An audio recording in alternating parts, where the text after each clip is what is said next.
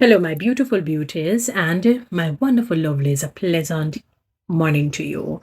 And if you have not yet made Jesus Christ your Lord and Savior, certainly you feel free to do that because He's the best being that any human being could ever have. And certainly that would be the best choice that you could ever make. My beautiful people, one of the things when you read the Bible, you recognize and you understand that God is a God who doesn't like negativity. He doesn't like toxicity. He doesn't like somebody who complains with an element of bitterness, unforgiveness, and rebellion. When we think of the prodigal son's brother, what people do not understand is that if you listened to him keenly, he was really ungrateful. Let me explain.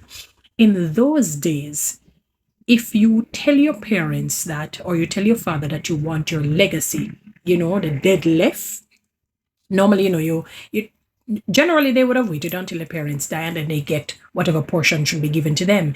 And as firstborn children, you would get perhaps like 2/3. You would get majority. You get like twice the amount, based on their customs and their laws and their practices. And then the others or the other one would have gotten like a third. And they knew how to proportion and pass on the different the different wealth and riches and so on.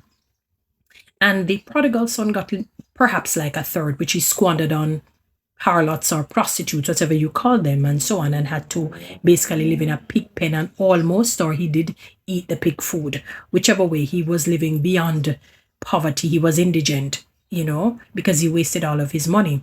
But when he came back and his father celebrated him in all his mess, in all his dirt and smell and, in a bad condition, and he probably, he humbled himself before his father, and if his father threw a party, the older brother said to the father, imagine I'm here and did nothing to you. I served you well and you've done nothing for me. But that's not true, because remember, automatically when the father had shared up the wealth, he would have left in his will or whatever it is 2/3 to that first son who was complaining and about a third to the prodigal son.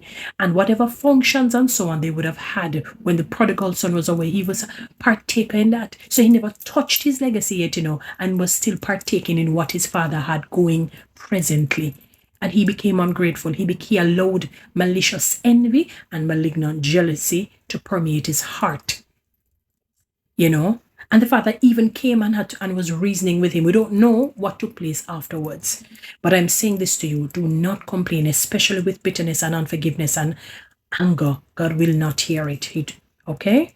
Follow me on TikTok, subscribe to my YouTube channel.